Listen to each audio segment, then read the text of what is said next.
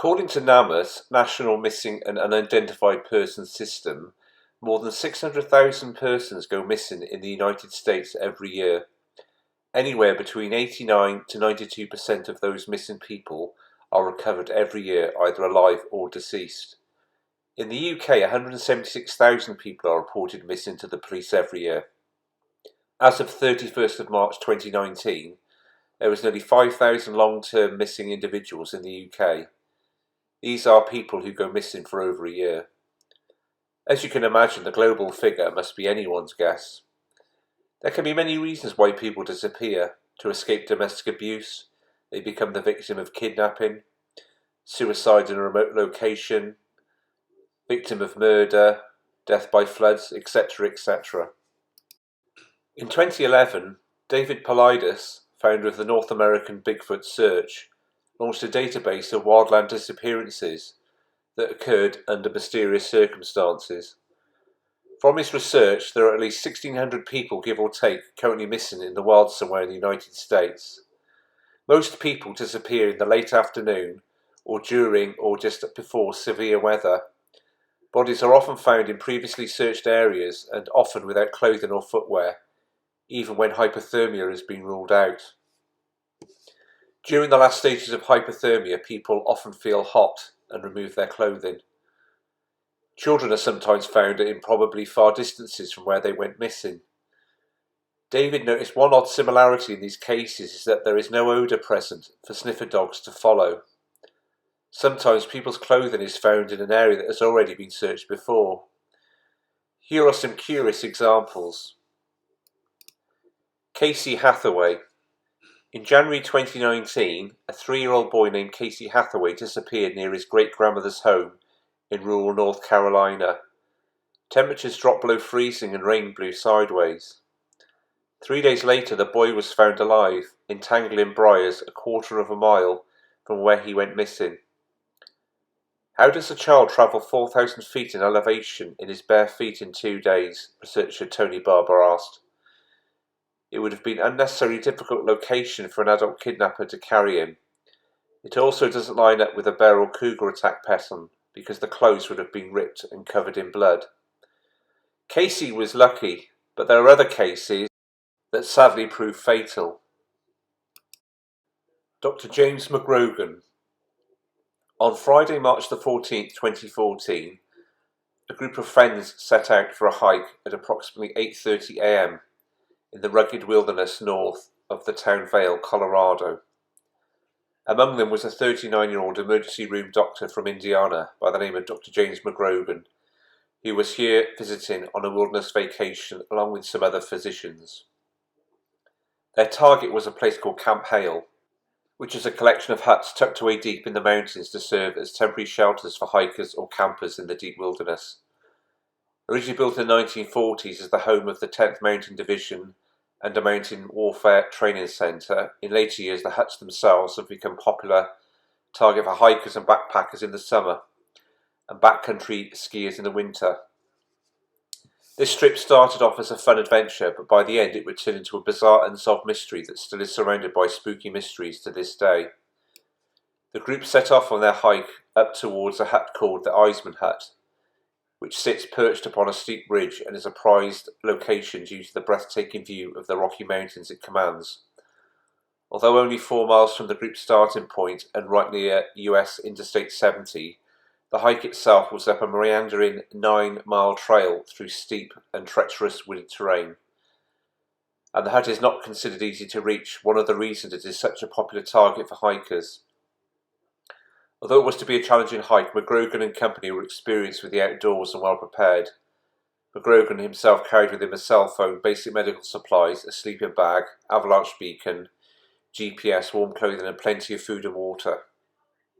And since the weather was clear at the time, they seemed prepared for anything. The group departed had no problems at first, with everything going smoothly and according to plan. At approximately 10 a.m, the group was around 5 miles from their destination and stopped to take a rest. And shortly after that, McGrogan said he was going to check it out ahead a bit, and that he would meet up with them down the trail. Not long after McGrogan was out of sight, the rest of the group carried on, but they didn't see him anywhere, and upon reaching the hut there was still no sign of him. The group called his name, but there was no response, and after a search of the area they could see no sign of McGrogan, who had been wearing a bright jacket. After spending the rest of the day searching for McGrogan and finding no trace of him, they contacted the Eagle Valley Sheriff's Department to report him missing. A search was mounted and the area was exhaustively combed for 5 days by parties on foot, snowmobile and in helicopters, but no sign was found of the missing doctor, and they were forced to call the search off when the winds became too dangerous. In the meantime, McGrogan's companions were baffled as to how the man could have vanished so completely and so quickly, as he had only been out of sight for a few minutes at most, and there had been no cries for help. Indeed, one of the members of the group would tell authorities that the group had actually been pretty close to him the whole time, and that he wasn't sure how McGrogan could have gotten separated from them and the trail, which was well delineated. For 2 weeks after the search officially ended, it seemed as if the doctor had just stepped off the face of the earth, and then 2 backcountry skiers happened to stumble across McGrogan's body lying face down on an icefall 4.5 miles away from the trail he had been on, oddly in an area that had been searched multiple times. An autopsy would be performed and the official cause of death would be reported as trauma caused by a fall. But while the question of whether he was still alive or not was now answered, there were still many other questions swirling about. For one, there was an odd, underreported detail about the body that seems remarkably odd, and that is that when McGrogan's body was found, he was missing his shoes. In fact, even after an intense search, his shoes have never been found. Why would he take them off in such cold, snowy weather, and where did they go? Adding to this puzzle was the location of the body, over 4 miles from the trail. Did he get lost? Why would he have left the trail to end up all the way out there, to fall to begin with, and why would he take his shoes off to do it? Considering the rocky terrain, would it even be possible to traverse it in such freezing weather and through snowdrifts without footwear? There is also the fact that he had an operational cell phone and GPS system, which was found on the body and still in working order, so it seems strange that he should get lost. Also, how did he manage to evade what were reportedly numerous searches of the very area where the body was found? It could be that the sheer ruggedness allowed him to remain hidden after a fall, but that he was there to begin with is weird. Topping it all off is that this all happened practically right under the noses of people he had been with, and not once had he called out for help or contacted them by cell phone. And he also had not responded to his calls. The final case of high strangeness is that of Jared Atadero.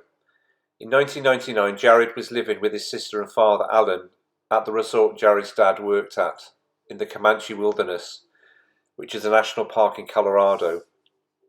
A Christian singles group was staying at the resort, and one of the women in the group offered to take Alan's kids with them for a few hours to a local fish hatchery. They never asked Alan if they could take the children hiking as well, but they saw a sign for a nearby trail and decided at the last minute that they would go through the forest. The Christian singles were so involved in their own hikes that they lost track of Jared, and he wandered away from the group. 2 hikers in the area saw him walking alone but assumed his parents must be nearby. After this, he was never seen again. Several years later, in 2003, 2 hikers climbed up a very steep rock face roughly 550 feet above the trail. They found one child's tooth, a piece of skull, and Jared's clothes, which were fully intact. His pants were found in good condition, with only rodent and bird marks from the animals using them for nesting material. A popular theory at the time was that Jared was taken by a mountain lion. However, the clothing was tested by the CBI. No lion hairs and no blood was found on the clothing. If a mountain lion would have attacked him, they would have gone for the stomach area. His jacket would have been in threads, but his jacket was fine. His shoes that were found upon the mountain, as told by investigators, did not look like they'd been in the wilderness for 3.5 years. The other thing about the shoes is that you would think they would have been scuffed as if he'd been dragged up the side of a mountain. Some feel the lack of blood on the clothing indicates that he or something removed the clothing before he was attacked. If something took his clothing off before he was attacked, why was it found 500 feet up a mountain? Mountain lion experts have said mountain lions don't pull clothing off, especially your pants, and leave them there on the mountain inside out. The area where his remains were found was far too difficult for a child to climb to himself, and it would have been an unnecessarily difficult location for an adult kidnapper to carry him. It also doesn't line up with the bear or cougar attack pattern because the clothes would have been ripped and covered in blood. Jared's father was bothered by the fact that the shoes did not look like they'd been exposed to the elements for the past 4 years, as they still maintained their bright colours. This only added to other concerns he already had in his brain. Jared also made a habit of never tying his shoes, so the fact that both shoes remained together and not lost during what was thought to be an animal attack didn't sit right with Mr. Atadero. Numerous books and videos have been produced on these cases, including The Missing 411 by Paulides. There are numerous other cases like these exhibiting very high strangeness. Were extraterrestrials involved? I wouldn't rule it out. In the course of my research, I came across a video channel called Remote Viewed. Their channel consists of a number of remote views, and I came across one on the case of Jared Atadero. 8 remote viewers were tasked with this project. Their conclusion was an advanced aerial craft was involved. I will leave you with a clip of their conclusion, but I urge you to watch the whole video on their channel. It's clear from the remote viewing data that the remote viewers are not describing some kind of wild animal attack.